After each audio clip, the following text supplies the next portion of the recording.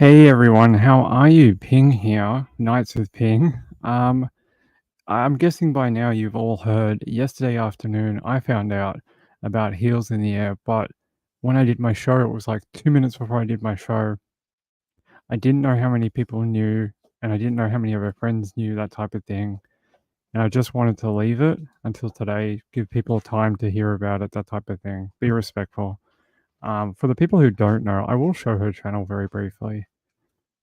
This was her channel if you hadn't seen it. She did a lot of different things. She often followed court hearings, like here on her live stream during the day. So she was following Karen Reed recently. And then she did this type of thing. I don't know what you'd call it, but I just call it calling out people who do crap wrong. It was her way of cleaning up YouTube. That's the way I saw it. Her way of cleaning up and trying to keep people in line on YouTube, which I thought she did a pretty good job. It's sad anytime you lose anyone, and you know, I didn't know her that well. She wasn't like a good friend of mine or anything, but obviously I knew her through Trish and that when she used to talk to Trish on Web Sleuths and things like that. Would see her in the chat at Web Sleuths a lot. We used to talk. I spoke to her just last week, so very, very sad. Not news that you would like to hear about. Hey guys, how are you? Where am I? Sorry. Hold on. There we go. Sorry, cats were getting biscuits and it was loud as hell. Yeah, she passed away. It's not my place to tell anything else other than that. It's for her and her family and friends to tell you more. And that's all I can say. All I can say is like anytime you lose someone, it's difficult. And yeah, I feel for Trish. I know they were good friends and stuff like that. So all I can say is that maybe, you know, some of the crap that goes on YouTube just maybe doesn't matter as much. These channel fights and this and that. Maybe just let everyone, what I always say, stay in your own lane, right? Stay in your own lane and just do your own thing. I mean, I know she used to pick at people, but I thought most of it was in, decent, she wasn't trying to be an asshole or anything. But yeah, awful news. Anytime you lose anyone from this kind of community. Yeah, well, her channel's on screen. She did very well with her channel. I think she was close to, yeah, she was like 100 people or maybe less away from 16K. Well done, Heels in the Air. Yeah, shocking. She just posted a video. Was it like a day or two ago? Yeah, like yesterday. Yeah, she did a live stream yesterday or the day before. Very, yeah, shocking. I hope Trisha's doing okay, and hope her friends are coping right now. That's all I'm going to say on it. I don't feel like it's my place to say much more, and that's all really. What a horrible thing to happen. What a horrible bit of news. All right. Shall we talk about some true crime? Although that was sort of true crime, losing someone from true crime. I have a weird update out of Australia, and I want to show it to you. It happened just in the last few minutes, probably in the last hour. They impaneled a jury for Gregory Lynn. Now, do you know who Gregory Lynn is, or do you all remember who Gregory Lynn is? Gregory Lynn was the guy who killed Carol, Clay, and Russell Hill. Allegedly, according to the prosecution. Oof. I got to remember it's an Australian case, not an American case. They actually impaneled a jury, and then about an hour ago, news came out that the panel has been disbanded and sent home. They've been discharged from court. They were supposed to start today. I don't know what the hell is going on. I don't think anyone else really knows right now. But apparently they're saying on Monday they're going to have to get a whole new jury in. Ah, damn it. It's not showing. Hold on. Here, I'll play the video for you. Maybe it'll tell us a little more. We have some breaking news for you now, and the jury in the murder trial of former Jetstar pilot Greg Lynn has been discharged less than 24 hours after it was impanelled. The trial was due to get underway in the Supreme Court of Victoria this morning with a panel of 14 jurors, but it was suddenly derailed, with Justice Michael Croucher telling the court a new jury will need to be impanelled on Monday. The 57-year-old is charged with the murders of two campers, Russell Hill and Carol Clay, in Victoria in 2020. We have some breaking news. That was in the last hour. I have no idea. I've never seen a jury be discharged within 24 hours of being impaneled. I don't know what's going on. I don't have any updates. I don't know the technical reason. Nor do I think does Begin anyone with else breaking right news. now. In a Hold High on. Court judgment the government had been sweating on and Stop it. God, they're annoying, aren't they? These bloody videos. They just play and play and play even when you don't touch them. All right. Let me go to the ABC. The ABC had one. Hold on. Let me bring that down here. Share this panel. Yeah, so they're saying the murder trial, jury in Gregory Lynn's murder trial over deaths of campers Carol Clay and Russell Hill has been discharged. And they're saying a pool of 14 jurors was chosen on Thursday. That was yesterday. Opening arguments were due to begin Friday morning, this morning. And they're saying when they got in this morning, they discharged the entire jury, and now they're going to select a new jury on Monday, and they can't start till next week now. It doesn't say why they would discharge. Here. But the jury was brought back into the courtroom and told they would be discharged for technical reasons shortly after the trial resumed on Friday morning. The judge said, "It's my melancholy duty to explain to you that you've now been discharged as a jury. I won't go into the details as to why. I've taken the view in consultation with the parties that it's appropriate you be discharged and a new jury be impaneled. A new jury is expected to be selected next week, and a fresh trial will be held for Mr. Lynn. The trial could be held for up to 6 weeks when it resumes." What the hell happened? And why would a jury get kicked out in under 24 hours? This is very strange. I've never heard of this before in my life. Yeah, normally if there's an issue, they can normally work through it. It has to be something like they said it's a technical reason. So did something go wrong in the jury selection process, or did lawyers for Gregory Lynn find something during the selection process that broke protocol or something? I don't know, but very odd.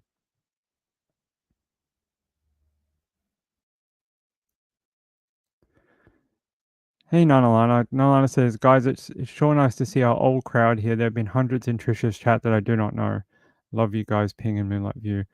Hey, the family is always welcome here. I know hundreds of people from the chat from when I was around, and they're always welcome here. Everyone is welcome here. Shock, hey Shock. Yeah, bizarre, right? So now we have to wait. We were supposed to get underway this morning, and I was going to tell you all about it. All about it. I was going to tell you all about opening statements, and then boom, nothing. We can't do anything until next week now. Were the jurors NPCs? Yeah, they all are disconnected and left. When I get the information, if they ever do release it on why the jurors were discharged, I will tell you. Here's another article. Jurors were told Friday morning matters had arisen which had caused the need for them to be discharged. How exhausting for those jurors. They're like, I got through the jury selection process. I've been selected for this great trial. It's a really good one because this is one that a lot of people in Victoria know about. It's been all over the news and media for a couple of years, like one of the more famous ones. So if you wanted to do the jury duty, you're probably like, wow, what a great selection. I'm so proud to be on this panel. And then they're like, yeah, you're going home. See you later. You're not going to be on the jury at all. Bye. You're going home. That's awful. That must be really hard for them. So it was a jury of 8 men and 6 women were told to go home. I wonder if I wonder if the judge will end up releasing his, decision later on, maybe after the trial. I'm just not sure. It doesn't give us any kind of hint as to what it is, just that it was a technical reason. I'm gonna have a quick look at somewhere else on a lawyer thing for a second and see if I can find something. Just wanna have a quick look at something. No,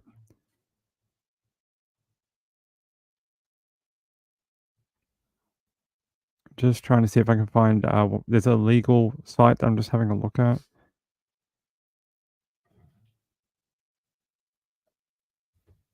Mm, I don't see anyone that seems to know of a reason why this would happen. People are asking, like, what is the technical reason for this to happen, and no one seems to have the answer. Yeah, when I have it, I'll bring it to you. Right now, I don't have it. All I know is as much as they've said, which is they're told to go home and we'll get a new jury on Monday. So that's, yeah, very odd.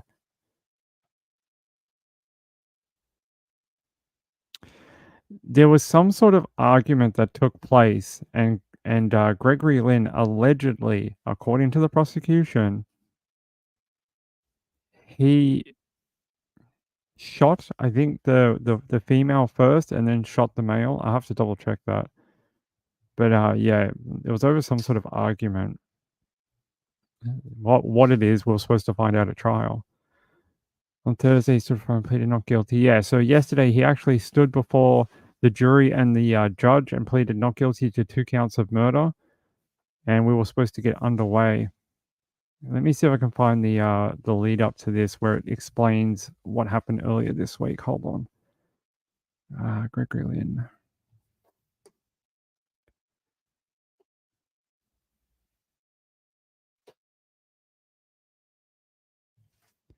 Maybe The Guardian might have something. Hold on. They normally have good.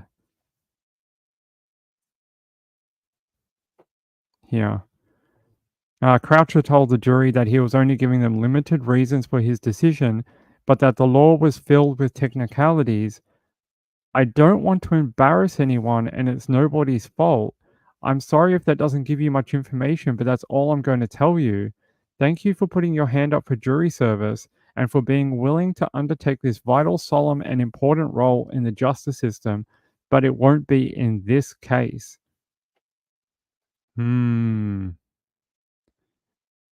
I don't want to embarrass anybody, and it's nobody's fault. So did a lawyer make a mistake? Did a jury person do something wrong? To eject an entire jury, sounds like maybe it was a lawyer that did something wrong or a prosecution or something like that. Maybe. Because if it was just one juror, it's early enough in the trial where they could have ejected one juror and then brought in somebody as from the alternate, because they keep two alternates, I think. They could have brought in an alternate if it was just one person who did something wrong. They could have just got rid of them and told them to go home because it's so early. They haven't even done opening statements. So it must be a legal, like an actual the way they select the jury. I think maybe there was some technical issue with the way the jury was selected, and because of that, they have to get rid of all of them and then start again, so it's fair or whatever, abides by the law. Yeah, somebody screwed up. What are we gonna? When will we ever find out? I don't know. I don't know if we ever will. He said he wants to only give limited reasons for his decision. Yeah, so this is what it's like in Australia. They don't have to tell us. They only have to tell us what they're legally required to, and that's it. Yep, legalities. That's what I'm going to put it down to for now. Legalities. Let me try to find something on Gregory Lynn. I want to read. A there was a better rundown of what he was said to have done, and I just want to find it.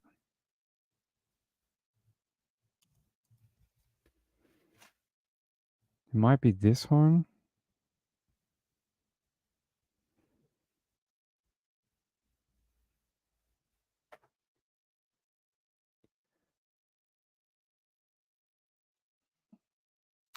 No, that's not it. Da, da, da, da, da, da, da, da. Maybe we'll try news.com. There was a really good rundown of it. I was reading it last night. Here, an airline pilot accused of killing a couple during a remote camping trip will stand trial in Melbourne. Police allege Russell Hill and Carol Clay were murdered after the pair vanished in the Wonangata Valley, about 5 hours northeast of Melbourne. Former Jetstar captain Gregory Stewart Lynn, 57, appeared in the Supreme Court on Thursday as a jury was selected to hear his case. Now they've been kicked out. We don't have to worry about that. Providing a brief summary of allegations to the jury pool, Justice Michael Croucher said the Crown alleged Mr. Lynn shot Miss Clay in the head and then killed Mr. Hill at Bucks Camp. He said it was alleged the pair and Mr. Lynn were camping at the remote site in the Alpine Valley at the same time. Mr. Lynn was charged over the alleged murders of Mr. Hill and Miss Clay in November 2021, 20 months after they vanished. The justice warned jurors there had been a lot of publicity about this case since 2020, urging anyone who felt they could not be impartial to request to be excused from jury duty. So they were serious. They were like, hey, you already think this guy's guilty? You already have predetermined notions? Tell us now because you can go home. We want someone here who will listen to the evidence and be impartial. It says here, he further warned anyone squeamish to consider asking to be excused as they might have to see graphic evidence. They were buried under a tree for a period of 20 months. They're probably going to show autopsy photos or photos of them finding the remains, very similar to JJ Vallow and Tylee Ryan that everyone saw this week, which is really brutal. I know a lot of the jurors were crying in that one, having to see those photos. So it might be similar, although these are adults, not children. And it says here,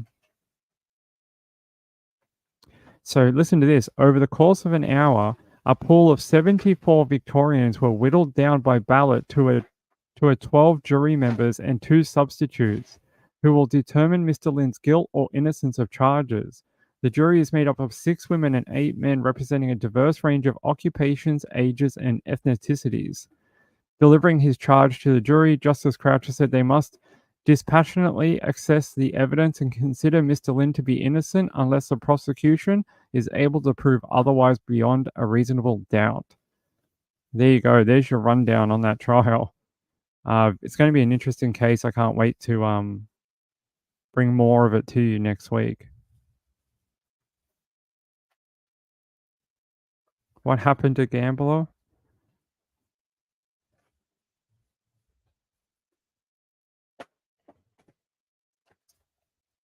Hey, buddy. Hope you're doing okay. Penguin says, I've been on 2 juries. Have you? Have you ever been discharged on day 1? Let me know. Yeah, sorry to hear that, Gambler.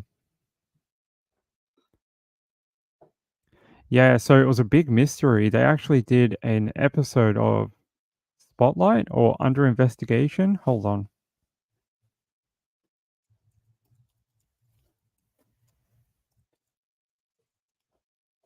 Let me see if I can remember what show it was.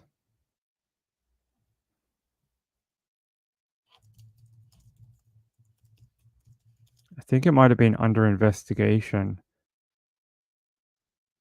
No, I can't find it. Oh, yeah. I found it. So this was the show they did it was only not long before he was arrested. They did an episode of Under Investigation about it. I think I even reviewed it back then. So if you want to watch it, you can. It's a pretty good episode, but it was before they were located, and it was before they knew they accused Gregory Lynn of the murders. And the difference in this episode was very interesting. They talked about his car, and it led to a bunch of other stuff. It was very integral in solving the crime. So it was a very good episode if you can find it. Yeah, some of the information released on this episode had never been released before, and it put a lot of pressure. And police were actually watching Gregory Lynn at the time. They used the program as a way to pressure him without being direct about it by putting it out through the media. It's very clever. Yeah, sorry, Gambler, you've had a rough day. I feel sorry for you. Hopefully tomorrow is a better day for you. Hey, so that's it for Gregory Lynn. I just wanted to bring you that. That was a very quick update. They went for like 20 minutes. It's supposed to be 2 minutes. I want to talk to you more about Adam Montgomery, sentenced to 56 years to life in prison for murdering Harmony Montgomery. It's a long time. He would be, what, 92 years old or something? Or if he ever got out of prison, probably never. He's never going to see the light of day. Let's give you the update on that while I fix this issue. And Jen, it was pretty intense inside that courtroom as everyone anxiously waited for this sentence to come down. As for Adam Montgomery, his first chance at parole will be at the age of 115. Now, Adam Montgomery was absent for the duration of his trial back in February, but a judge ordered him to appear for today's sentencing. He sat quietly in handcuffs and shackles. The gallery was packed with family members of Harmony Montgomery, many of them providing victim impact statements. Prosecutors told the court that Harmony died in fear and under a blanket after she was repeatedly hit by her father. The state also offered to reduce Adam's sentence for information about what he did with his daughter's remains, but he did not take up that offer. His attorneys telling the court that Adam Montgomery maintains his innocence and he did not kill Harmony.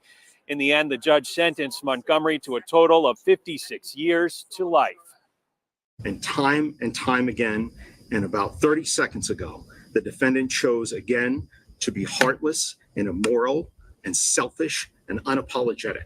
Adam Montgomery did not kill his daughter, but when he discovered his daughter's death, he broke, and he did inexplicable things. Even he can't explain his actions. But eventually he pulled it together, and he was able to say goodbye to his daughter. You took a human life, and you did so in the most callous and heartless of ways. You robbed a 5-year-old girl, your own daughter, of the life that she was to lead. You stole from your sons a sister. You took a daughter from her mother.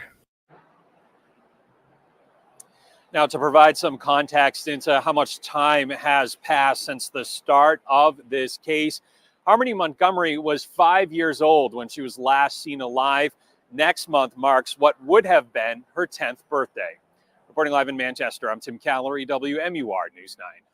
We are also hearing from family and loved ones of Harmony Montgomery now that the sentence has been handed down. WMUR's Ross Katchke also live in Manchester. And Ross, what has the reaction been to hearing Adam Montgomery will likely spend the rest of his life in prison?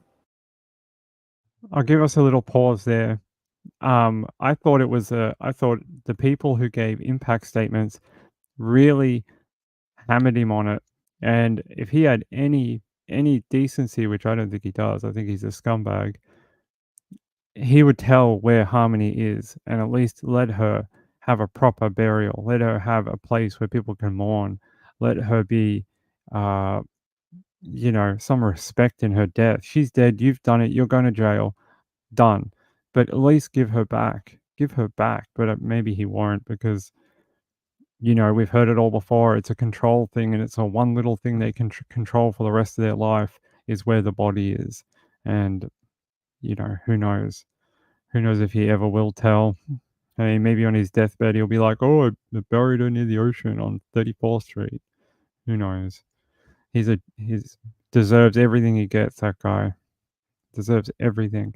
Like this comment here. I think that says a lot.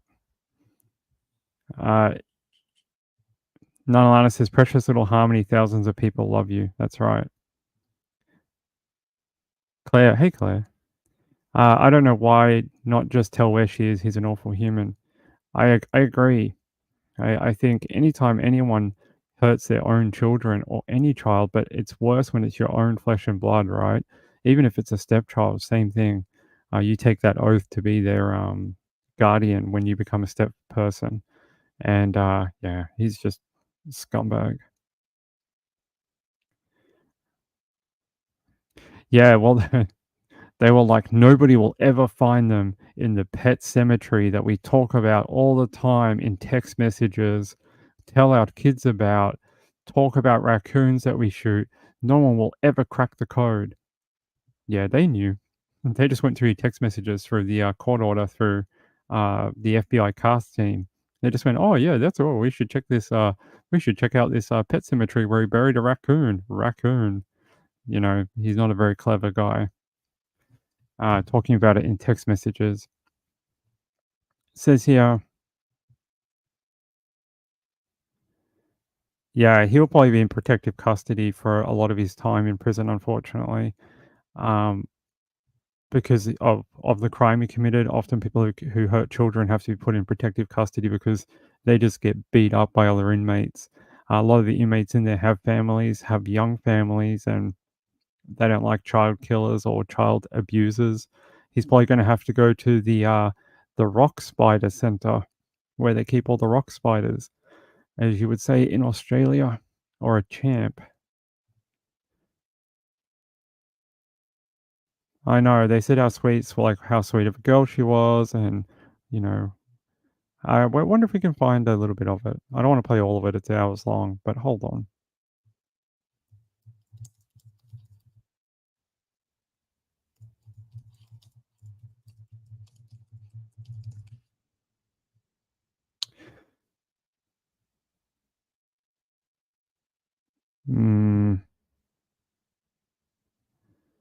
Yeah. We can listen to NBC Boston. All right. Yeah. It has a big warning on the screen, right? We all know what we're getting into with this. All right.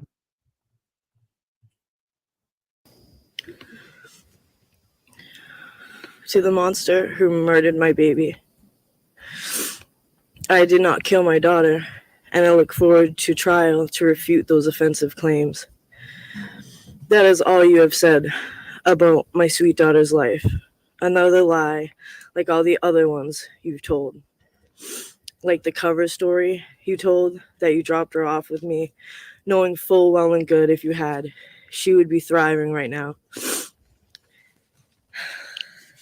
Not beaten and stuffed in a CMC bag where you put her. She had a life worth living, unlike your own. And it bothered you to your core that she was nothing like you and everything like me. Beautiful inside and out, funny, smart, sassy, loving, and most of all, kind. She wasn't a coward like you, and I'll be forever grateful for that. You're a coward who has to be in control of everything and everyone around you, insecure and paranoid. The list goes on. She is none of those things. She lit up a room when she walked in. She made a mark wherever she went, and you couldn't stand it. She was an incredible big sister. She loved her brother, Jameson, to her core, and I know she loved your sons too, no matter the picture you tried to paint of her. December 7th will forever be the darkest day of my life. The night you beat her to death, I woke up in the middle of the night in agonizing pain, from my head to my toes, and I felt like I was dying, not knowing, in the most brutal way, a part of me was dying. Suffering in that back seat for 20 minutes while you and your wife fed yourselves and your other children, and you got high. 20 minutes that you could have used to save her life. Did she cry for me? Did she scream? Did she beg you to stop? I'll never know. Because like I said, you're too much of a coward to tell the truth and do. I think I'll leave it there. I think that last part is very good from her. You're a coward, and he is a coward. You know, she makes a lot of great points. 20 minutes where instead of paying attention to Harmony, you went and got food, fed whoever, and used drugs. I mean, didn't even try and save her. And I think that's where the biggest part of it is. You didn't even try. You just assumed. And I mean, just covered up your own bullshit. I mean, he's just, you know, some people just shouldn't have kids. And it sucks that there's people out there that seem to be the most fertile people on earth, and then often have all these children or whatever. And not her fault. I'm just saying, like, him seems to be able to make babies like crazy, and then they end up killing them or whatever. It's very lucky. I wonder if any, if this had gone on any longer, if he was able to hide it any longer, if any of the other young ones would have perished. It's good that some of them are alive today. Jenny says, it seems like a lot of children have been hurt, but on of their parents lately. There are a lot of cases and trials. There's heaps, right? There was one the other day. It's not similar to this, but there was what I've seen an uptick in is not particularly like child abuse. We have a lot of child abuse, right? Happens a lot, but we're seeing a lot more of it covered in trials in the media, which means we pay attention to it. But what I've seen a lot of recently, sort of different, and I don't mean because there's a woman on the screen, please don't take it like that. I've seen just a massive uptick of female teachers abusing young men, or not young men, think young boys. They're not men yet. They're 16. They're boys. They're children. I've seen a massive uptick in it, and it's weird. I don't know if it's very similar to the abuse. It's just being reported a lot more, or it's happening a lot more. I don't know. I'd have to go look for the statistics for it. But just the other day, there was another one. A teacher was, let's see if I can find it. She was abusing one of her students, a 14-year-old boy.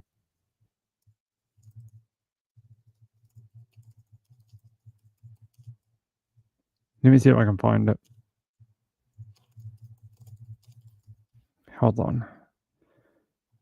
It was only like a man to appear in court with murder 14-year-old boy in sword attack. Nope. I don't know if this is the right girl, but it's another one. I don't think this is the right one. The other one had blonde hair. This is in England. Hold on.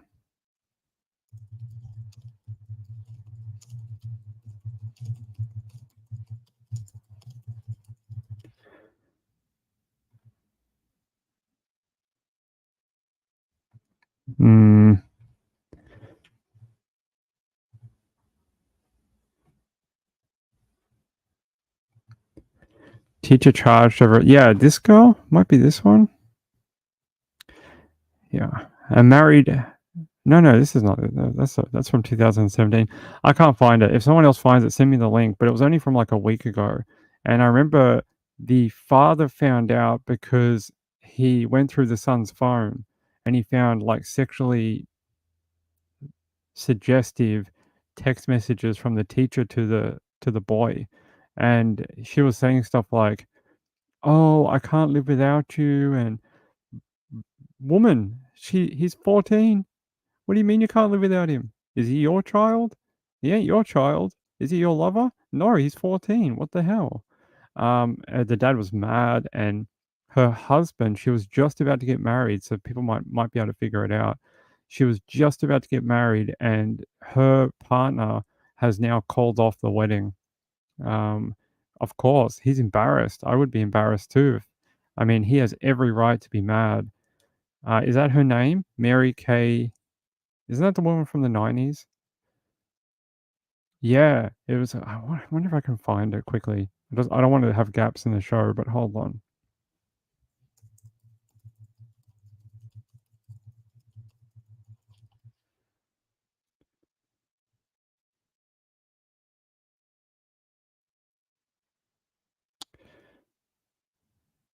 Yeah, it might be this one. I can't play it. It's from Lauren Crime, but let me see if I can find out her name. Madison Bergman? Madison Bergman? Yes. Now I've figured it out. See, teacher arrested for making out with 11-year-old boy at school, moved his desk closer so she could rub his legs in class. Madison Bergman, 24, was charged with first-degree child sexual assault. The victim said he did not believe any of the children would see the abuse. That's terrible. And I'm pretty sure it says somewhere down here that this guy in this photo with her fiance has basically called off their wedding. I don't get it. Why do these, like, fairly attractive lady, why? Your husband or fiance, he's a fairly good-looking guy. You look like a nice couple. I don't get it. Just what the hell? What's the attraction to little kids? I guess it's maybe like men. Maybe they have pedophile tendencies, and it's now pronouncing itself in some women too. And we're starting to see more of it being reported, as we're maybe back in the 70s and 80s. It was sort of a mark of honor to nail your teacher. Now it's not. Now it's more of a crime. Let's see. I want to find out about the wedding, because I think that's brutal, and I feel very sorry for her. There's a photo of her in her cap and gown, obviously from graduation. Apparently, she was set to marry her fiance, Sam Hickman, in July, but the wedding has been postponed, probably called off for good, I reckon, and the registry has been taken offline at this time. Apparently, investigators searched her backpack and discovered a folder emblazoned with the victim's name that contained several handwritten letters to him. In the note, she tells him that she loves him, wants to kiss him, he turns her on, and that she is obsessed with him. What? He's in the 5th grade or whatever. It's ridiculous. In one letter, Bergman allegedly wrote, "One of my cousins is in the 5th grade, and I can't imagine a man talking to her how we talk. I know we have a special relationship, and I do love you more than anyone in the world, but I have to be the adult here and stop." Well, maybe a bit too much common sense too late, woman. Says here, police also spoke to the little boy, who made comments about really liking her, trusting her, and feeling weird, but also liking it. He's confused. He doesn't understand the female attention at that young age. He doesn't have the emotional maturity to understand what's going on. And she is in the position of power, being the adult, but also a teacher. She's the one here who needs, like she said, I have to be the adult here. Yes, but about 20 steps back that way, not the 20 step you're at right now. You should have done it, months ago. They said here, the superintendent told everyone, "No superintendent ever imagined standing before a group of parents with this type of news. As a leader of this school community, as a parent, this is gut-wrenching," he wrote. "I want you to know the school district is taking this very seriously. We care about each of you and your children." He urged parents to be patient and please understand that there are things we simply cannot say given the investigation is still ongoing. The district also shared a timeline with parents of 5th grade students detailing how the administration responded once informed on the allegations on May 1. So, yeah, and look, here's another one. Married teacher caught naked in car with male student 17. The wife of we spoke about this one. Her husband is a Department of Defense civilian contractor. And so their entire family is now embarrassed, and so you see them quite often. I mean, it probably doesn't outrank the men who do this. Men are probably still higher in the, statistics, but we are just seeing a lot more of it. Yeah, 11 years old, right? Twisted in the mind. I agree. Yeah, especially because like he just wouldn't have the understanding, the knowledge, or the emotional maturity to know what actually happened with that woman. I don't think many children that age have the maturity to know. Hey, are they mentally ill? Yeah, or do we call them pedophiles like we do with males who do it? I mean, we'd put a male through court for doing the same thing. You touch a little girl anywhere, and you're going to jail as a boy. I mean, you're going to be on the sex offenders register for the rest of your life, right? You touch a little female anywhere, done. Your life is over. You'll be on the sex offender thing. You'll have to report every time you do anything. So, there was a weird story I was reading yesterday. Have you guys heard about this other one about another female who touched a 19-year-old woman at a restaurant? have you seen this? I'll see if I can find it for you. I was watching it last night and I was like, what the hell? They call it the Utah miniskirt incident. Let me see if I can find it. Utah Karen is seen in body footage. Yeah, Utah Karen. Sorry, I hate that word. We have a bunch of ladies in the chat called Karen, and they are the sweetest ladies. And I hate using that word as a descriptor. I'm just reading the article, so I'm sorry. I would use Utah B word is seen in incredibly new police body cam, reenacting the moment she yanked a 19-year-old girl's miniskirt down in steakhouse to cover her vagina and butt cheeks, as she claims everyone behind me applauded. Apparently no one applauded, and she had her entire family there and not one of them came to her defense because they were embarrassed, according to the girl in the situation. Yeah, so she thought the girl's miniskirt was too high, so she walked up behind her, stuck her hands up her skirt, and then yanked her miniskirt down. And the girl's like, and she said something like, "Oh, you're underage. That's a bit revealing for you," or whatever. And the girl said, "What the hell? I'm over 18. Why are you touching me? Get the hell away." And even if I was a minor, why are you touching a minor? And what do you think you're doing? Like, if you had a problem, you should have contacted their parents, right? You should have said, "Where's your mum and dad?" Not here? What's their number? I'd like to have a chat with them. And then that's how you do it, right? Or you just mind your own effing business. Let her deal with herself and how she dresses. Don't tell women how to dress. I thought we went through that in like the 90s and early 2000s about telling women how to dress. Thought we already dealt with all that. You can wear whatever you want, ladies. Go nuts. You want to wear a bikini to a restaurant? Go for it. You want to wear a Brazilian bikini out on the beach? As long as there's no children around, go for it. You want to go topless? Go for it. Do whatever you want to do, whatever makes you happy. Whatever makes you feel good about you, go for it. As long as you're not hurting anyone else, does not matter. Let me play the body cam because it's mental. It happened in a restaurant, a very fancy restaurant too. The girls were out celebrating, I think, a birthday of one of their friends, and it was packed. Apparently, there was like hundreds of people at this restaurant. I'll show you the body cam. We have an ABC4 News exclusive for you tonight.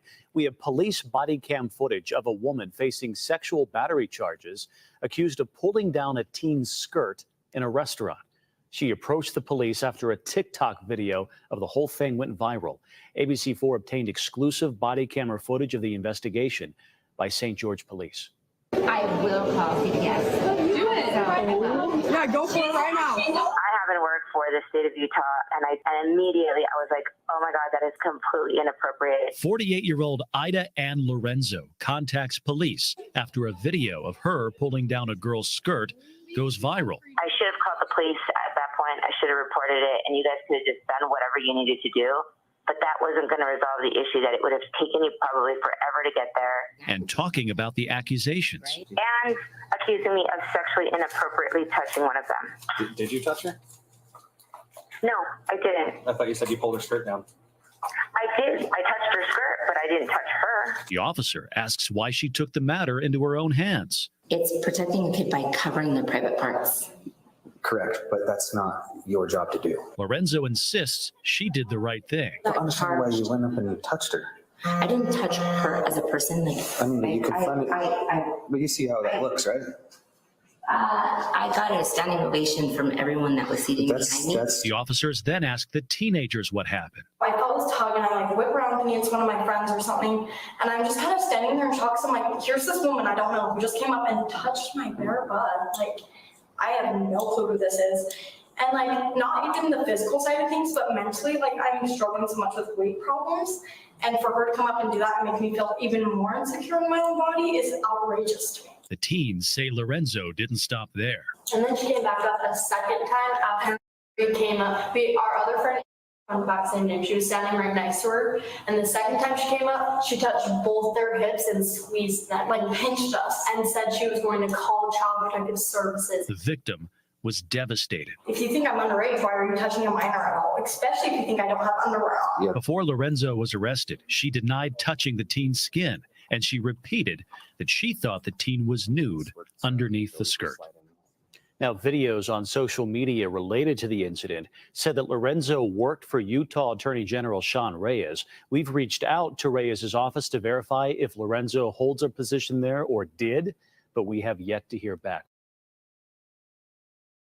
Yeah, apparently she also tried to use her position within the attorney's office or whatever as a sort of threat to these girls. And it ain't none of your business, woman.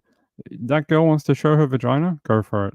That's her choice. Let someone else deal with it. Let the cops deal with it. If it's indecent exposure, call the cops and see what they say. Don't touch her. You know, mind your business.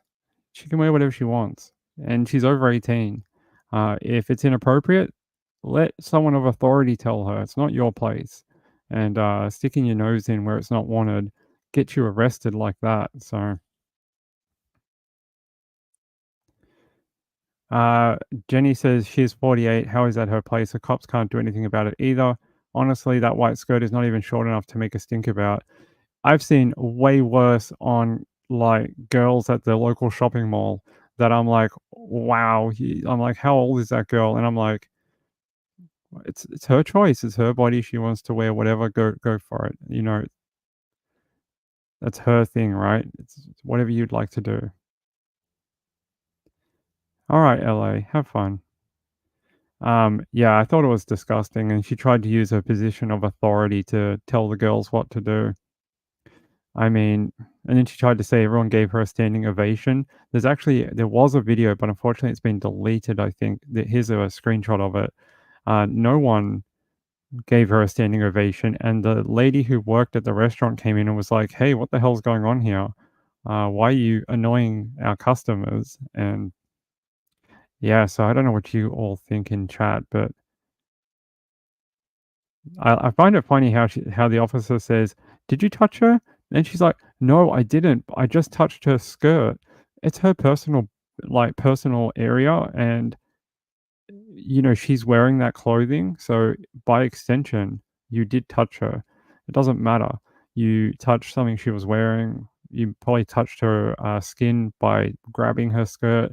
It doesn't matter. It's assault. It doesn't matter how you do it. And it's not your place anyway. I think there's too many people who like to just stick their nose into things that they're not wanted. I think this is one of the friends. She's been on TikTok or Instagram talking about it. Apparently, it's made her friend feel very insecure about the way she dresses, and the friend has had a lot of issues trying to rationalize what happened to her and trying to, you know, process it. And she's saying her friend doesn't want to wear that type of clothing anymore because of what the woman did to her. And I think that's very sad. I wonder if this will play. Oh no, it's only a little bit. Yeah, unfortunately, the main video that the women, young ladies, recorded got deleted. I'm not sure why, but you can see this girl here is like, you know, be pleased. What the hell? Yeah, see, no one cares but you. That's right, no one cares but you. Probably just jealousy. Probably jealousy. The lady's probably like, I wish I looked that good in a mini skirt. You got to find your own self-esteem, lady. Don't try and steal another lady's self-esteem. Don't drag other women down. As a lady, shouldn't you be supporting her? Shouldn't you be behind one of your sisters? Shouldn't you be the one amping her up, not tearing her down? Right. Who cares if you can see her private parts? It's her private parts. That's why they call them private parts, because they're hers. All right, let me see if I can find the other video, because it is pretty good. Let me see if I can find it. What's her silly name? Ida. Why are they all named Ida? Although I know a lot of nice ladies named Ida. Let me see if I can find the original. Maybe I have to search something else.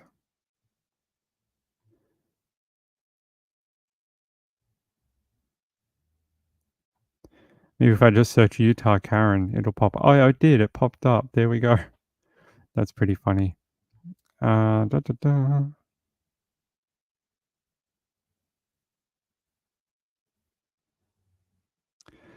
Nah, I can't find it. I think it has been almost fully removed, unfortunately. She was charged, though, that woman. There is a little video here. Let's see. She was charged for sexual battery for pulling down the teen's skirt in the Utah restaurant. Yeah, that's it. I don't think it's going to play. I think I'm blocked. We'll have to move on. Reeby, hey Reeby. In China, I would watch Chinese people on public transport, think it's okay to touch African people's afro hair. You know, that's not the first time I've heard that. I have some friends who are, what's the correct word? African American, Black American. They went to Japan, and Japanese people are so fascinated by Black people that they're really stunned by it. And he's like, every time I walk into a room, they all just freeze. And then he goes, they all want to touch my hair. And he goes, he goes, the first few months I was in Japan, it was really annoying. And he goes, I was getting really angry over it. And then he goes, I just realized that they just don't see it very often. And for them, it's a novelty. And he goes, I just let them now and be nice about it. And he goes, they're very apologetic and very polite about it. But he just goes, I just don't think they see it every day. It's very foreign to them. So yeah, I had a friend that was teaching English in Japan that had a very similar experience. Jojo says she's very lucky the girl's mum wasn't there. Nobody acts like that when mum is there. Yeah, they were out celebrating one of their friends' birthdays. Yeah, they're charged with battery. It's a good one. Lana, that's right. You had an EF3 tornado move through Nashville yesterday. By the way, the one that went through Barnsdall is a preliminary EF4. Could be an EF5 maybe if they find more damage. The one that went through Oklahoma Barnsdall, EF4. What a monster. Yeah, I'm pretty sure the one that went through, is it, I can't remember the town, but the one that we looked at yesterday in Nashville, it's an EF3.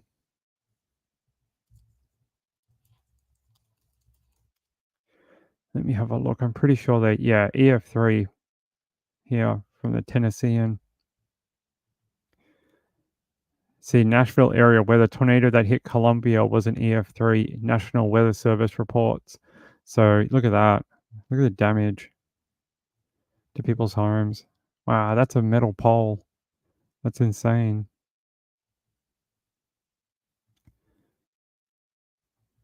So you can see here why they didn't rate it higher than an EF3. Well, it's a overall damage survey, but you can see here, at least on this property, it removed shingles or roofing, but didn't remove any of the solid structure. Even it broke a lot of trees, took down power lines. It depends on how well constructed the house is. This is only a partial destruction of a property. This would be very consistent with EF3 damage. Normally when you get to an EF4, you get homes either swept or moved off the foundation. EF5, you normally get everything gone. No slab, no home. It's just a hole where your home used to be. This would be very consistent with EF3 damage. Same with this. Roof is here, but more stable walls and structures are still available. Same here. You still see some of these support beams, and brick wall is still in place. Not quite strong enough to move it. Same here. Roof is gone. So that's how they do it. They go through here and flag everything that they can find, and they take the highest section of damage they can find, more than one flag. So there you go. Nanalana says, I was scared. I'm sure you were. I know Kathy Lynch was also in the similar area for tornadoes. I'm glad you're okay though. For me, tornadoes are scary when you're in the one spot and you can't move, or they're at night, or both. They tend to be worse when that happens because you can't go anywhere. Yeah, they've been really strong. EF4, EF3, a bunch of EF2s. So much bad stuff going on. Yeah, I'm glad all my friends are mostly okay. Red Like Wine said, I had an older lady at the vet ask if she could touch my hair. I said, sure. Didn't know what else to say. Night is scary, yeah, especially when, like, the one in Barnsdall was like 9 p.m. at night. And, yeah, EF4 just went through direct hit on the town. Actually, I have a radar image from Barnsdall. I might be able to show you. I'll show you how much of a direct hit it was in Oklahoma. Let's see if I can find it. Is it this one? Yep. Oh.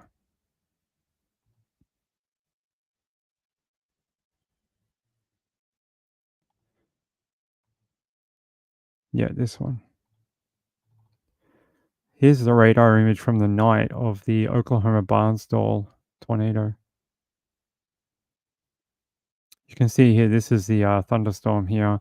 You can see the hook echo here. This is where the tornado is right here, right where Barnsdall is. This is like this bowl shape on the hook. It's right there. Hit right across the town of Barnsdall. Direct hit. Feel very sorry for that, that town. I hope everyone can recover. Really awful situation. It's funny. All right, let's keep going. Let's go to more true crime. More true crime. Let me see what I got for you. Didn't we have a missing person? Hold on. All right, guys, I have to check my tabs for you.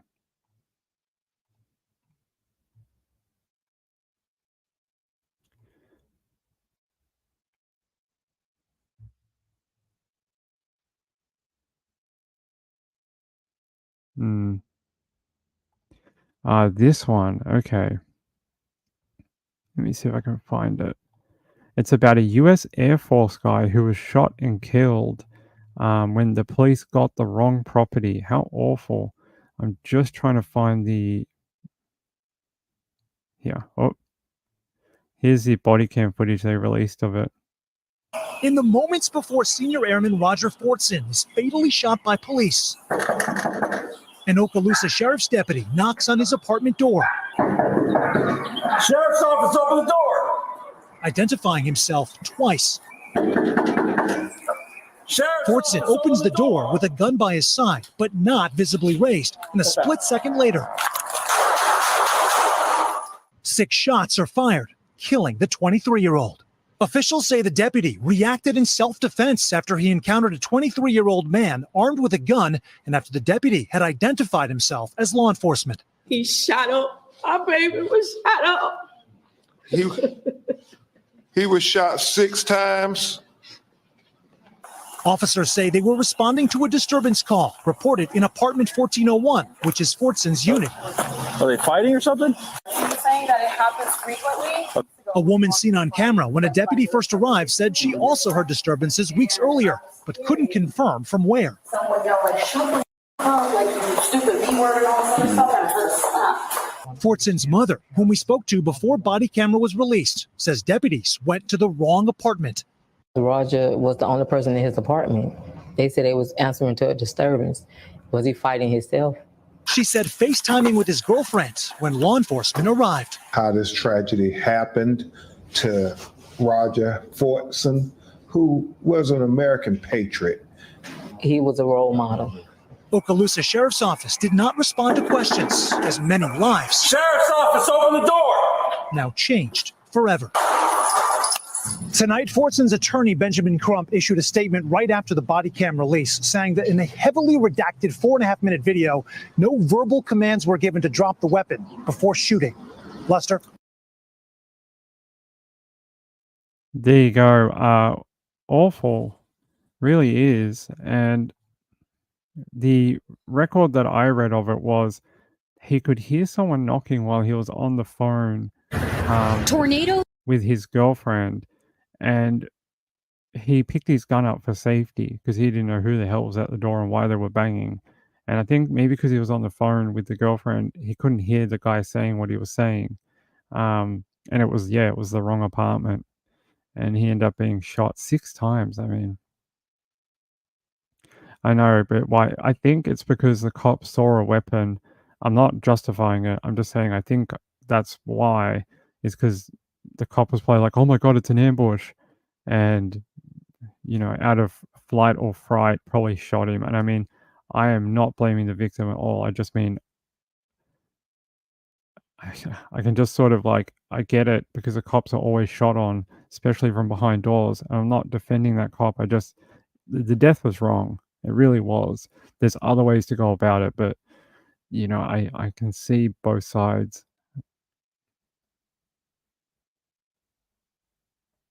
Marilyn Landis says, remember Trayvon Martin? Yeah, I remember. Ben Crump got his start with that case. That'll be interesting. Did he even have a taser? I don't know.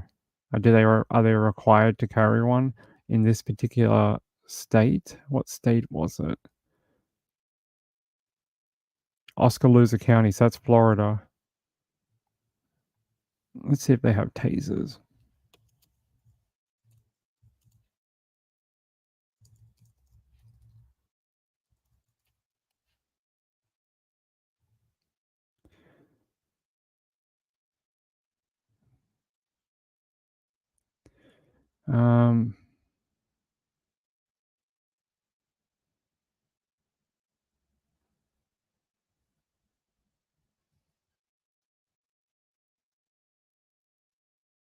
I'm just trying to see. There is a sort of a thing here from the San Diego Union Tribune. They said Crump also told reporters earlier that Fortson was talking to his girlfriend on FaceTime, that he grabbed the gun because he heard someone outside his apartment. He said that the deputy burst into the apartment, citing the account of the girlfriend who has not yet been identified. The girlfriend acknowledges that even though she initially thought the door was forced open by police, that she stands by her emotional recollection of what happened. In the clip from FaceTime video captured from Fortson's cell phone, the airman can be seen groaning and saying, "I can't breathe." A deputy can be heard yelling back at him, "Stop moving." The phone is pointed at the ceiling and does not show what is going on in the apartment. Aiden then said he met with the family members Thursday and extended his deepest condolences. They said the result is one that we never hoped to encounter. These investigations take time, but I want to assure you that we are not hiding or attempting to cover anything up. I'm just trying to see if it has anything here about a taser.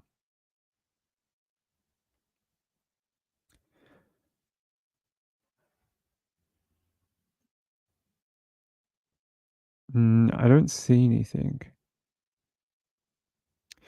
I agree with the parents. Their son was a special missions aviator, and he was someone that helped defend the country.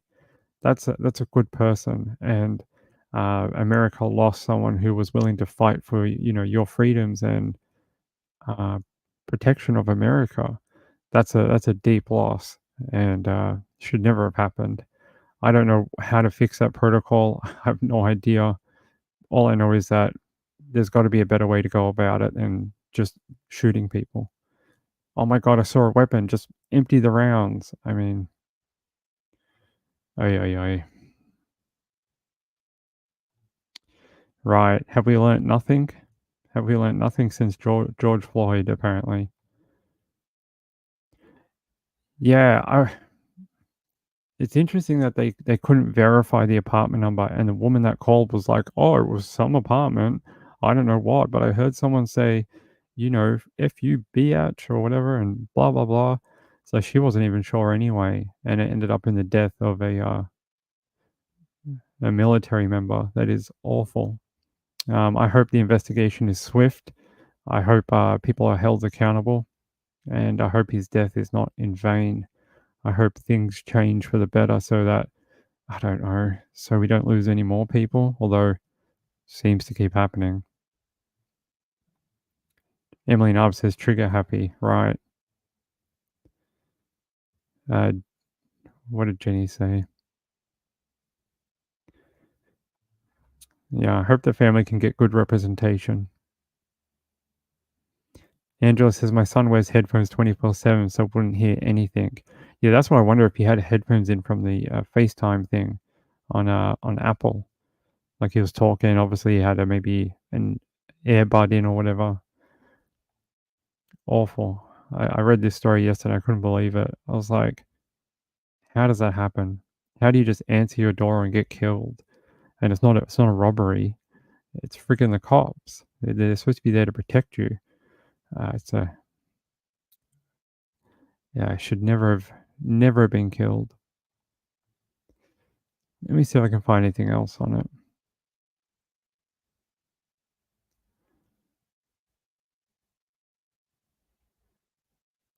Let me find something else.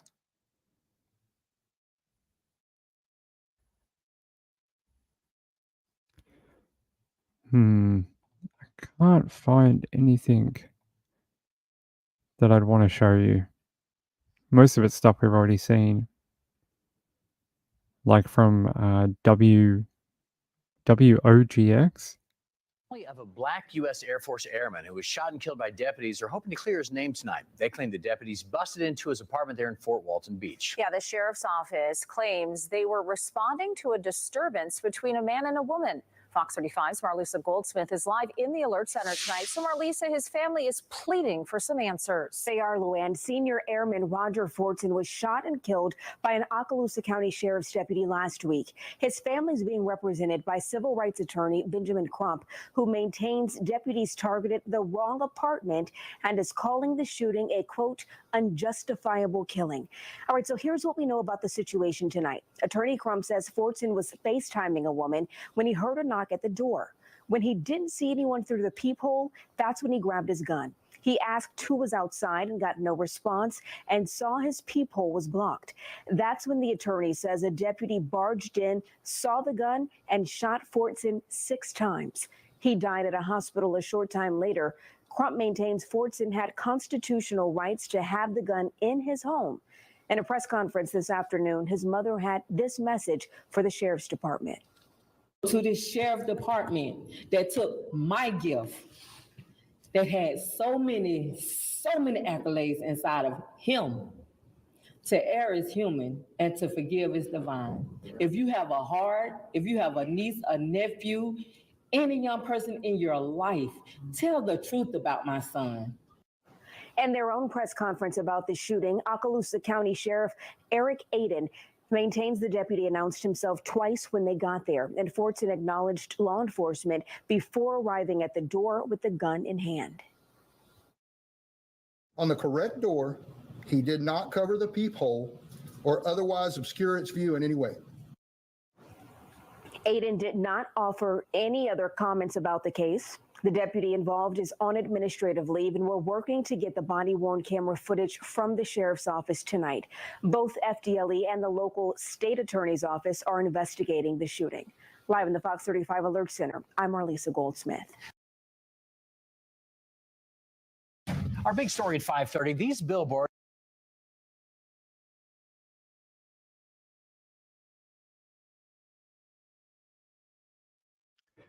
There you go.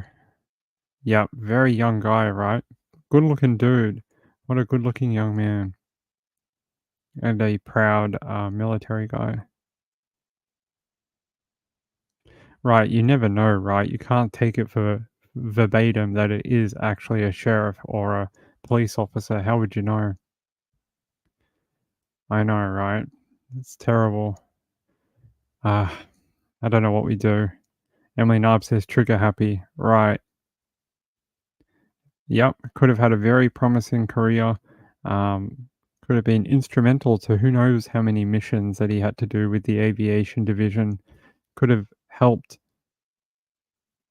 in all sorts of campaigns and just protecting the homeland.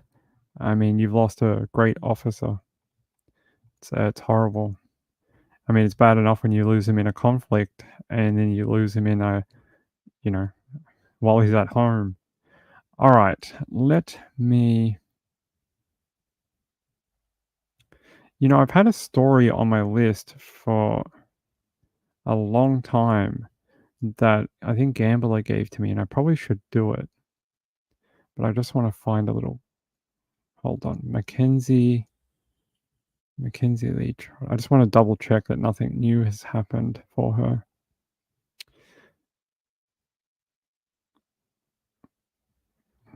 I wish it would let me search it. Let me maybe from here.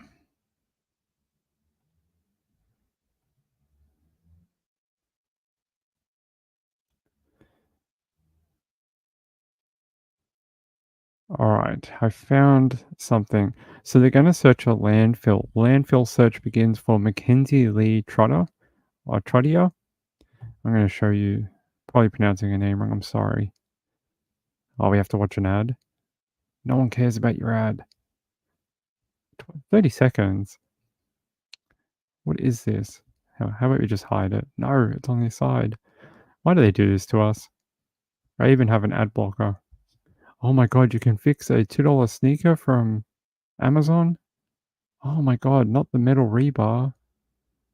And the kitchen sink? We used to call that super glue. Oh my god, not a shoe. Alright, here we go. It's a cold morning.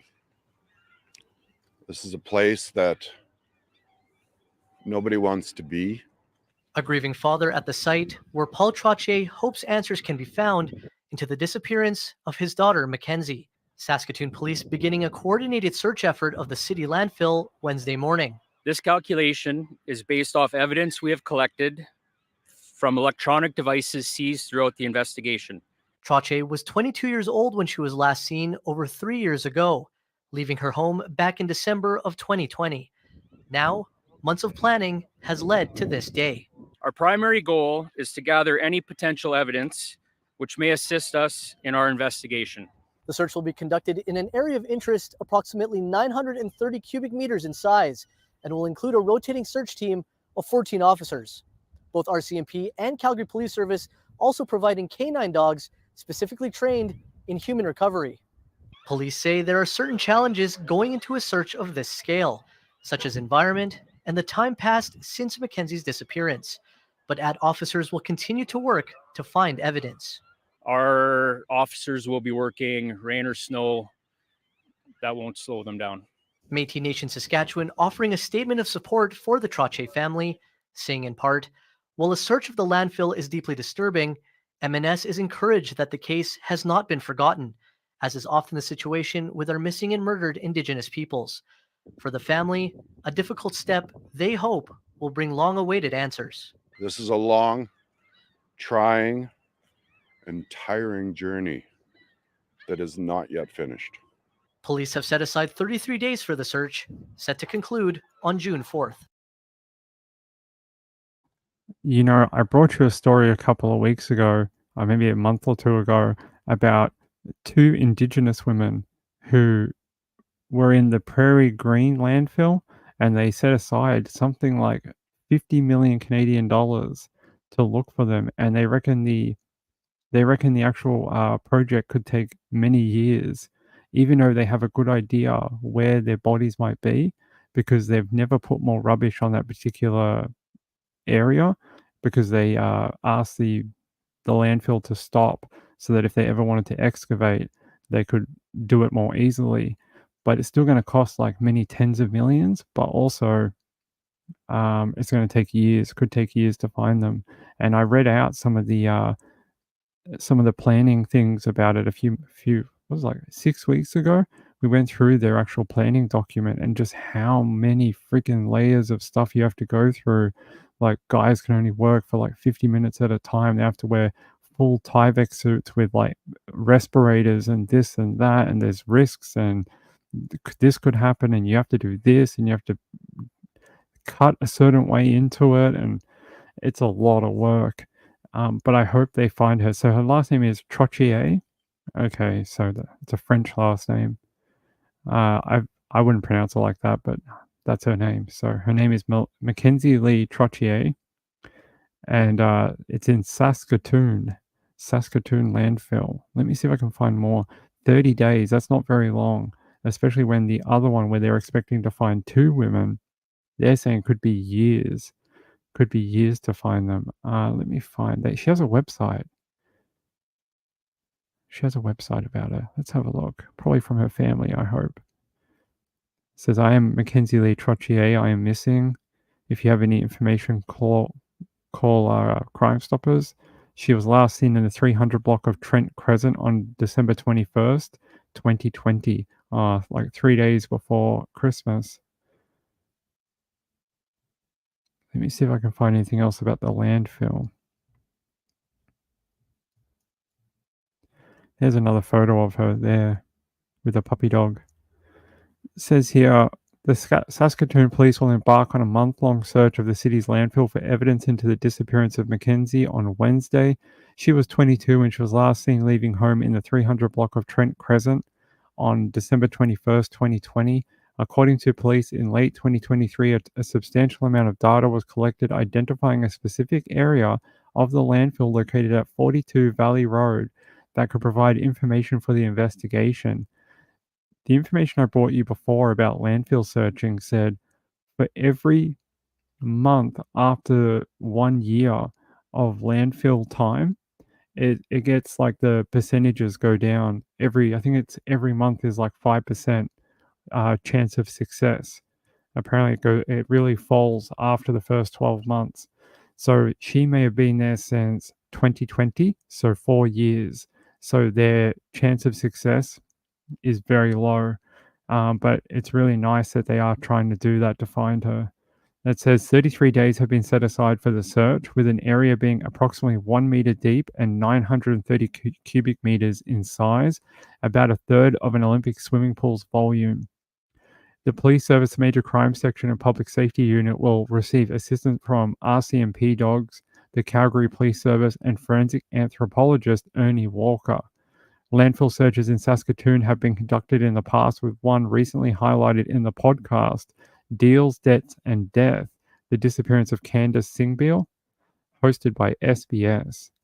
The podcast delves into the 8-year cold case of 33-year-old Candace, who was last seen riding her bike in downtown Saskatoon in May 2015.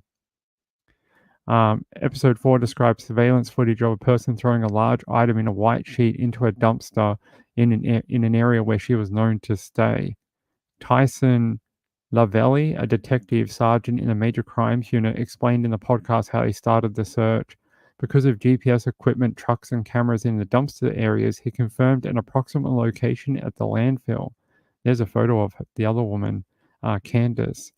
I know exactly on that cliff face where the truck dumped, so that turned something that is the size of a football field to something that is much closer to a tennis court.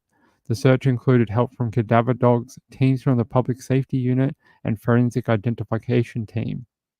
The operator would take an excavator and move it down a run 10-foot wide, 2 feet deep strip of garbage for 50 feet for the dogs to go over. The search team looked for bike parts, clothing, human remains. It could be anything from body fat to coagulated blood or dried blood. And they look for different types of insects that feed on bodies. They said that it's like looking for a needle in a haystack. It's even worse than that, considering the size of the landfill and how much time has passed. Tawonsky said searches hit a dead end, but also cases where a body or evidence is discovered. When you have success and find evidence that leads to finding a body, in turn would hopefully give some relief to the family that their loved one has been found. That is true. Hopefully they find Mackenzie in the landfill in the next 20 days or so, they reckon.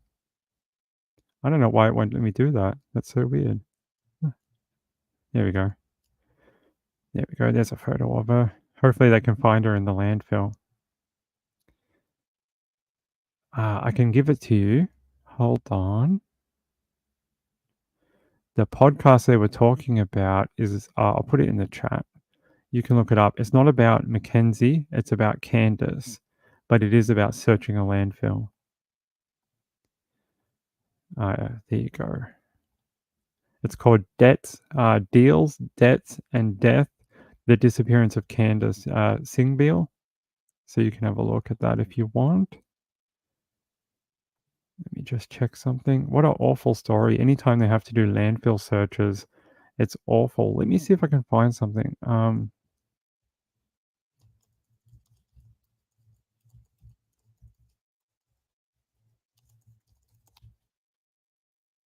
right. So if you would like to read about the type of work needed to search a landfill and the different percentage chances that I was telling you about, you can read this report from the Manitoba Chiefs, and it goes through their entire planning process.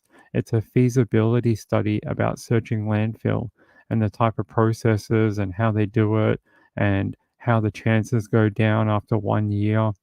Give it a read if you're into that technical type of details. Yeah, 4 years, their chances have decreased amazingly, but the fact that they know which truck went where, that might help a lot if they can, so they can find her. Hopefully they can. Hopefully we see some good news. Hold on, my little friends.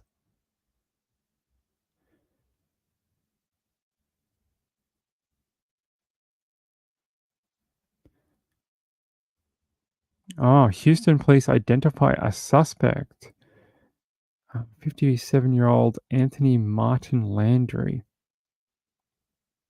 That's the guy who was killed at a McDonald's. Tonight, we're learning about the attorney who was shot and killed while trying to calm down an angry customer at McDonald's. It happened this weekend at the restaurant off Katy Freeway in Chimney Rock. Tonight, his sister is only talking with us here at ABC 13, and our Brooke Taylor is live outside the McDonald's with their conversation. Brooke. Police tell me that the shooter was inside of this McDonald's. He was angry with employees, demanding a refund because something was wrong with his order. A witness tried stepping in, the victim there, trying to calm things down. Eventually, detectives say the both of them were outside. There was a heated argument, and that's when the customer went in his car. He grabbed his gun, shot him, and drove off. A flag flown at half-staff outside of the McDonald's where local attorney Jeff Limmer lost his life. He loved fiercely. He loved his family and his friends, always laughing, always making jokes, and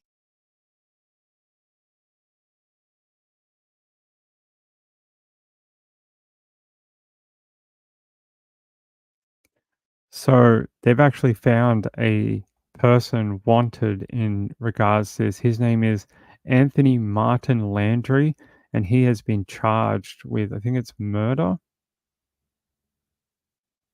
Yes, murder in the 209th State District Court. A prior booking photo of Landry, who was not in custody, is attached. Who is not in custody? Charges have been filed against the suspect wanted in the fatal shooting of a man at, the McDonald's. What does it say? There's a photo of him. What does it mean that he's not in custody? So they filed charges on his name, but he's not actually. So they charged him, but they don't have him. Huh. How does that work? It says suspect identified wanted in connection to murder of attorney at Houston McDonald's. So they identified him, they put charges against him, but they don't know where he is. They said officers with HPD said they responded to the shooting and found an unknown man unresponsive from multiple gunshot wounds at the McDonald's. The suspect fled in an early 2000s blue Ford pickup truck. Police at the scene said the suspect, now identified as Landry, was dissatisfied with his order and wanted a refund and was arguing with staff. Limmer reportedly tried to calm down the irate customer, but instead the customer turned his attention towards him.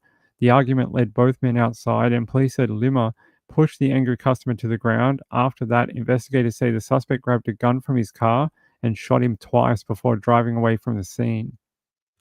He was an attorney for Lewis Brisbois law firm. Laundry remains on the run. So he's on the run right now. So there you go, very dangerous dude. Willing to shoot over McDonald's, apparently. Yeah, they've charged him, but they don't have him.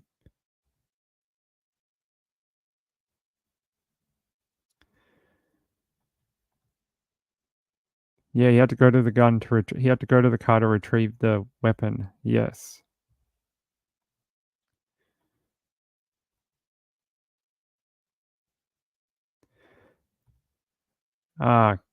Kathy Lynch may have missed the start of the show.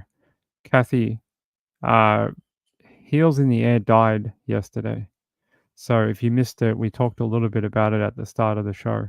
I'm just replying to your email. So if you've been, not on the internet in the last little while, that's why.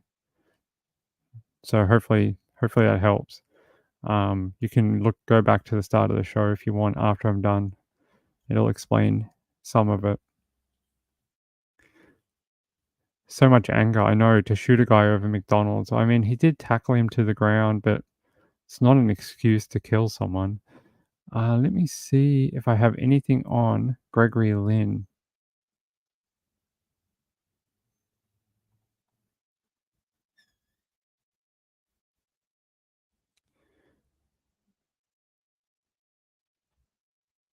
I'm just trying to see if we have any new information on it, but I don't.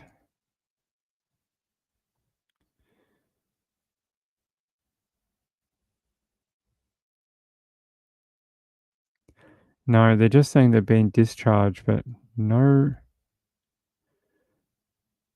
reason why. Yeah, doesn't seem like anyone knows why, so maybe we'll never find out.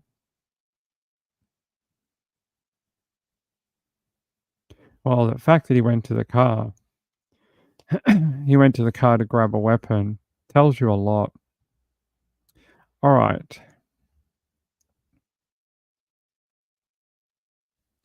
Let me see if I can find... Actually, I have an interesting one from Florida, if I can get it. Yes. So, in St. Petersburg, Florida man allegedly hurls pastor at driver during road rage incident. It says, a road rage incident took a saucy turn when a Florida man got fed up with glaring headlights and allegedly resorted to flinging pasta with sauce at another driver, striking him through an open window.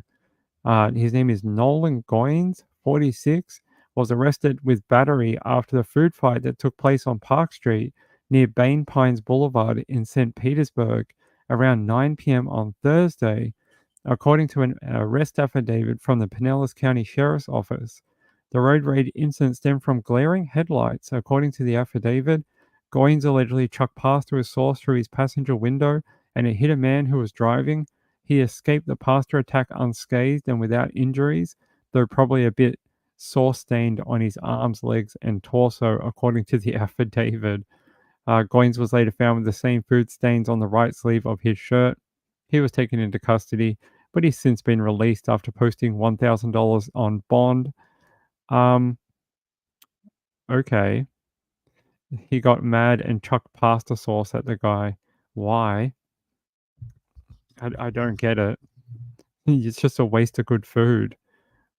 He's like, hey, I'm going to get you for your headlights and throw pasta at you. It's a bit odd. All right. We have almost done about an hour and a half. I'm going to wind up for the night. I think we're just about done. But I do want to show this very quickly. Look at this, some footage from the tornadoes. Look at this. Tornadoes, severe floods, and hail pummeling communities in the South and Midwest. Violent tornado. The twisters ripping trees from the ground and reducing homes to rubble in Tennessee. Here, 1 hour south of Nashville, 6 buildings on this one property completely destroyed. One of those buildings thrown 30 yards from its foundation before the tornado ripped through this house. Now power crews are working round the clock to restore power to the tens of thousands of people here who lost it. People here are now confronting the storm's heartbreaking aftermath. My bedroom's in that area. Tammy Johnson still lives in the same house she grew up in. She was in bed with her dog when the tornado tore through. What was going through your head when all of this was happening? That I was going to die. To be honest, that's the only thing I could think of. I was going to die. Nearby, 10-year-old Asher is fighting for his life after getting swept into a storm drain. Tonight, the community is praying. We pray and lift up Asher. There it is. From Oklahoma to Alabama and Michigan, almost 80 tornadoes have been reported across 17 states in the last 3 days, causing widespread damage. Large tornado. Back in Tennessee, Brian Lovett took cover at home. The next thing we knew, we heard just seen sky. My house is gone. It's just gone. Rescuers had to use chainsaws to remove them from what's left of their house. This morning, she still hadn't found her mother. I just want my mom to be okay because I didn't see her house. Her house is gone. And Priya, hard to believe, but the threat for severe weather isn't over yet. That's right. As many communities are grappling with destruction like what you see behind me here, more than 30 million people here in the South are bracing for yet another night of potential severe weather. Lester. Can't believe that she can't find her mum. How horrible. That's just awful. We'll hope she finds her mum, but I wanted to show you something else. In Barnstall, the place where the EF4 went through on Tuesday, I think it was Tuesday, a man named Wayne Hogue, the man reported missing after the EF4 tornado came through Barnstall. He's missing. So he was in his home and they can't find him. They think he got swept up into the tornado in Oklahoma and his family cannot locate him. Apparently, his son Richard remembers the last conversation he and his father had the night of the tornado. He says, I was able to talk to him, before, so that was kind of nice. It was pretty brief, a few minutes. He was cleaning up debris where his father's home once stood when News 2 spoke with him. It's surreal seeing the spot where his dad's house once was, he said. 45 years that trailer has sat there, and not one time did he ever leave during a storm. So I knew he wasn't going anywhere when I called him, but I still called. He said his dad often looked to faith during hard times in life. It's what giving the family some peace right now. However, he said his family understands his dad is in a better place. We know at this point it's pretty obvious. I mean, everybody is that it's realization that he's not alive. They're just really searching for a body that he's not in. Richard shared that his father loved to garden and could quote most of the Bible. His love of God was something that got him out of the house. There is sadness knowing that you can't call him up tomorrow and be like, hey, Pop, you coming to church on Sunday or whatever? Richard said his family is leaning on their faith in the search to continue to find his father. So, let's see if we can play the video with his son. It's really sad. Yet another family in Barnstall is also missing their loved one tonight. Wayne Hogue is still missing. We've been telling you about him since right after the storm hit. The 81-year-old disappeared after that storm, and he still hasn't been found. And tonight, his son is sharing his father's love and faith. 2 News Oklahoma's Braden Bates spoke with him in the spot where his father's home used to be. The search is still ongoing for Mr. Hogue, who was reported missing after the EF4 tornado that came through Barnstall on Monday night. I was able to talk to him, before, so that was kind of nice, even though, it was pretty brief, a few minutes. But Richard Hogue is holding on to that moment. He was cleaning up debris where his father's home once stood when I talked with him Thursday. 45 years that trailer sat there, and not one time did he ever leave during a storm. So I knew he wasn't going anywhere when I called him, but, you still call. He says his dad often looked to faith in life's hardest moments. It's what's giving the Hogue family some peace. However, he says his family knows Wayne is in a better place. We know that at this point, it's pretty obvious. I mean, everybody is at that realization that he's not alive, right? They're really just searching for a body that he's not in. Under Sheriff Gary Upton agreed that the mission has shifted. Of course, as time wore on, it was quickly determined that he didn't. It doesn't seem like he made it out of here. So we've just got to recover him at some point, and so that'll continue. Obviously, it's not a rescue at this point, but a search and recovery. Richard shared his father loved to garden and could quote most of the Bible.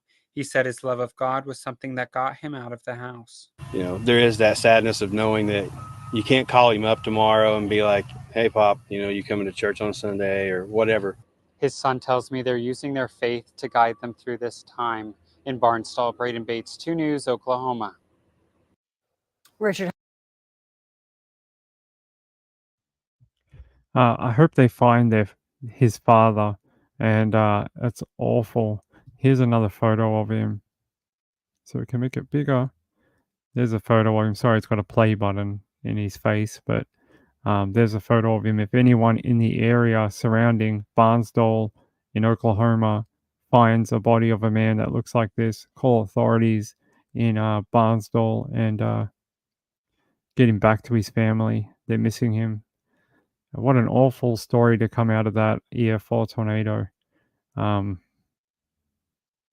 Yeah, you can't even see where the trailer was. It's just gone. It's not there anymore. It's just somewhere else. I wonder if they find the rest of the trailer, would they maybe find him? But EF4 tornadoes are very unforgiving. He could be anywhere. That storm was moving so fast, it ended up in another town. What was the town called?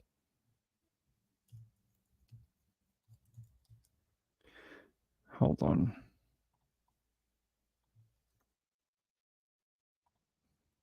The tornado went from Barnstall up to Bartlesville very quickly, like 5 minutes, not even.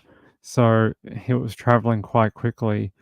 And so it hit the small town of Barnstall, then it hit Bartlesville up further north.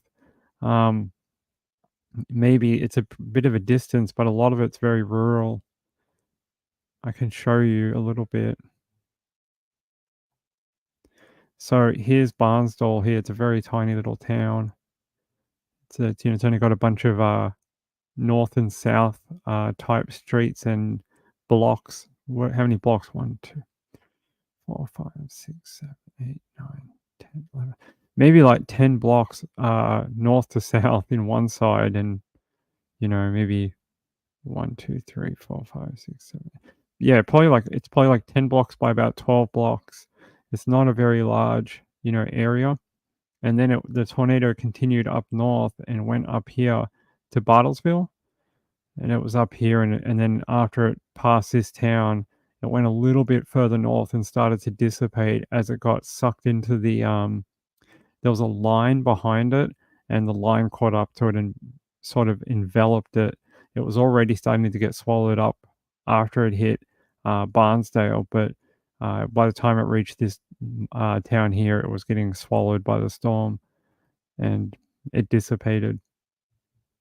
So I hope they can find him. Maybe he's somewhere between the two towns. Bit of a search area, but follow the path of the tornado. Thavi says, I'm so glad I don't live in Tornado Alley. My sister-in-law does, though, just an hour east of St. Louis in Illinois. Yes, that would be always having tornadoes. Barely got any snow this year, Jenny. All right, look, I am going to wrap up. I'm going to go for the day. I don't think we're going to do a late show today. I don't think there's any point. But we'll be back tomorrow. Hey, it's Friday night tomorrow. It's Friday night. We're going to have a great time. We're going to hang out, and we'll talk more true crime on Friday evening. It's going to be fun. We're going to have a good day. But yeah, I appreciate you all. I wanted to come on because I knew Trish wasn't having a show tonight. I wanted to at least do something for everyone, and give you guys a place to hang out. But again, my sympathy and condolences to everyone who was close to Heels in the Air. If you knew her in passing, you're a subscriber to her channel. Maybe you're an enemy of hers. I still send out all my thoughts and condolences to you all. I'm going to head off for the night. Hey, I love you all. Let's have a great Friday morning, and be safe out there. Remember, you can support this channel. You may find the links in the chat or under this video. I would very much appreciate it. If not, think about maybe subscribing to the channel. We're trying to get to 1,000. Maybe if it'll flash if I say subscribe here or subscribe now, it might go and go all shiny for you. If not, hey, I'll see you tomorrow night. We'll get there. We'll get there. Hey, we have a big trial coming up.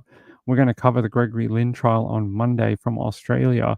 And then later this month, we're going to cover the Erin Patterson trial. I'm actually going into Melbourne to cover that for you. We're going to be live on the ground in Melbourne at the courthouse. So that'll be very interesting. And until tomorrow night, I'll see you all. Hey, you are all in my thoughts tonight. Good night, everyone.